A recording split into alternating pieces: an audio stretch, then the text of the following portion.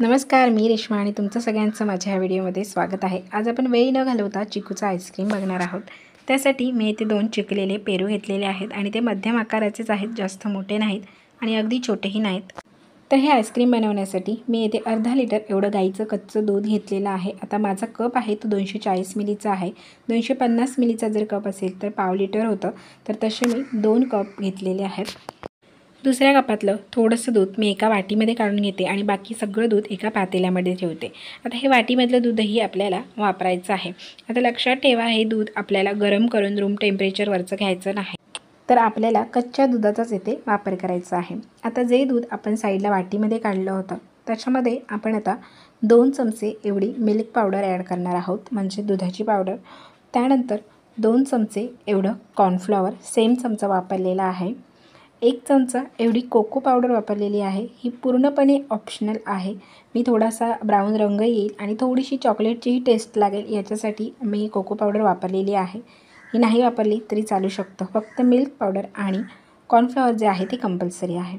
तर याला मिक्स करून घेतलं आणि याची एक स्लरी बनवून घेतली। तर बारीक बारीक याच्यामध्ये गुठळ्या दिसतात, तर त्या गुठळ्या नाहीत तर कोको पावडरचे जे कण आहेत छोटे छोटेसे ते आहेत, कारण कोको पावडर मी चाळून वगैरे काही घेतली नव्हती, एकच चमचा घ्यायची होती म्हणून।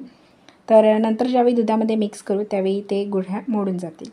त्यानंतर जे पातेल्यात दूध ठेवले होतं त्याच्यामध्ये मी 6 चमचे एवढी साखर वापरलेली आहे, 6 टेबलस्पून।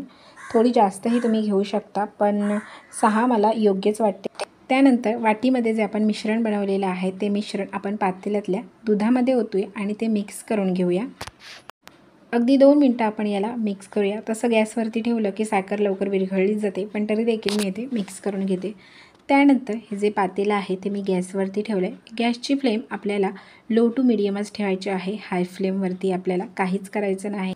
तर बघू शकता आता हे जे मिश्रण आहे ते थोडं थोडं घट्ट होत चाललेलं आहे, पण तरी देखील आपल्याला कंपल्सरी हे हलवत राहायचं आहे, कारण कॉर्नफ्लॉवरमुळे याला एक थिकनेसपणा येतो। त्याचबरोबर याच्यात दुधाची पावडरही आहे, त्याच्यामुळे कंटिन्युअसली हलवायचं जेणेकरून खाली हे करपू नये।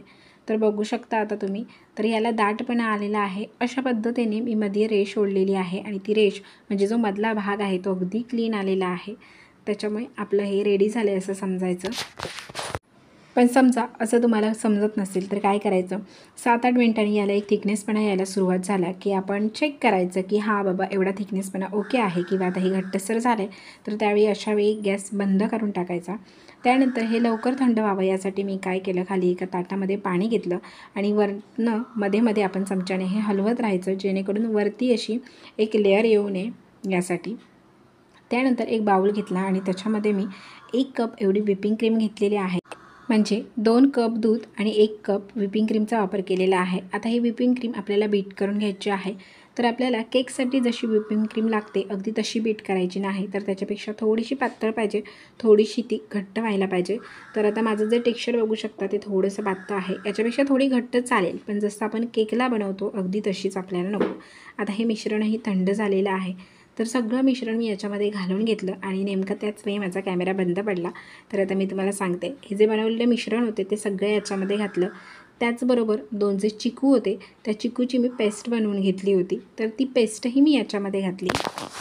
तर मी सुरुवातीला सांगितलंच नाही, तर चिकूची पेस्ट कशी करायची, तर चिकूचं साल वगैरे मी काहीही काढलेलं नाही, डायरेक्ट त्याला मिक्सर ग्राइंडरमध्ये बारीक केलं आणि घेतलं आणि त्यानंतर अगदी चिकूचा एक छोटासा पीस काढला आणि त्याचे बारीक बारीक असे तुकडे करून घेतले आणि ते तुकडेही याच्यामध्ये मिक्स करणार आहे। तर ते पूर्णपणे ऑप्शनल आहे, पण चिकूची पेस्ट करून घेणं मात्र गरजेचं आहे। तर आता बघू शकता हे दोन्ही मिश्रण एकत्र व्हावे यासाठी परत एकदा बीटर चालू केला आणि हे सगळं व्यवस्थित मिक्स करून घेते। तर 2-3 मिनटं बीटर फिरवल्यानंतर ही क्रीम आणि जे आपलं मिश्रण होतं ते सगळं व्यवस्थित मिक्स झालेलं आहे। आता हे आपल्याला एका डब्यामध्ये ओतायचं आहे आणि रात्रभर याला आपण सेट करण्यासाठी ठेवायचं आहे, किंवा 7 ते 8 तास याला आपण सेट करण्यासाठी ठेवू शकतो। तर बघू शकता पूर्ण एक रात्र मी याला फ्रीजरमध्ये सेट होण्यासाठी ठेवलं होतं। आता मी याला ओपन करते। आता हे आईस्क्रीम आपलं तयार झालेलं नाही, कारण बघू शकता याच्यामध्ये असे आईस क्रिस्टल दिसत आहे, म्हणजे बर्फ जमा झाला आहे। तर आपल्याला या आईस्क्रीमला अजून असा स्मूथनेसपणा आणि तोंडात टाकताच विरघळणारं जर हे आईस्क्रीम बनवायचं असेल तर काय करायचं, हे सगळं आईस्क्रीम परत एकदा आपल्याला बाउलमध्ये काढून घ्यायचं आहे आणि परत एकदा बीटरने ते फिरवून घ्यायचं। तर बीटरऐवजी तुम्ही येथे मिक्सरचाही वापर करू शकता। मिक्सरमध्ये देखील हे मस्तपैकी स्मूथ होतं, पण मी आता इथे बीटरचाच वापर करते। तर बीटरने याला मस्तपैकी मी बीट करून घेते अगदी 5 मिनिटासाठी आणि 5 मिनिटानंतर तुम्ही बघू शकता। तर बघू शकता किती स्मूथ असं तयार झालेलं आहे। याच्यामध्ये जे आईस क्रिस्टल होते ते आपण क्रीम बीट केल्यामुळे याच्यामध्येच वितळून गेलेले आहेत आणि आता याच्यामध्ये एकही आईस क्रिस्टल नाही। फक्त याच्यामध्ये तुम्हाला असे कणकण दिसत आहेत, ते म्हणजे आपण चिकू हा सालीसकट बारीक वाटून घेतला आणि त्यानंतर चिकूचे जे पीस होते तेही याच्यामध्ये घातलेले आहेत। तर ज्यावेळी परत बीट करतो दुसऱ्या वेळी त्यावेळी ते जे पीस होते तेही आतमध्ये मस्तपैकी असे बारीक झालेले आहेत, त्याच्यामुळे त्याचे थोडेसे कण आहे। तर सेम तोच डबा वापरलेला आहे। त्याच्यामध्ये परत हे आईस्क्रीम जे आहे ते भरलेलं आहे आणि मस्त सगळ्या साईडने घट्ट असा हा डबा लावलेला आहे आणि फ्रीजरमध्ये सेट होण्यासाठी ठेवलेला आहे। आता बघू शकता 8 ते 10 तासांनी म्हणजे त्याच्या दुसऱ्या दिवशी मी हा डबा ओपन केला आणि आता आपला आईस्क्रीम व्यवस्थित असं सेट झालेला आहे।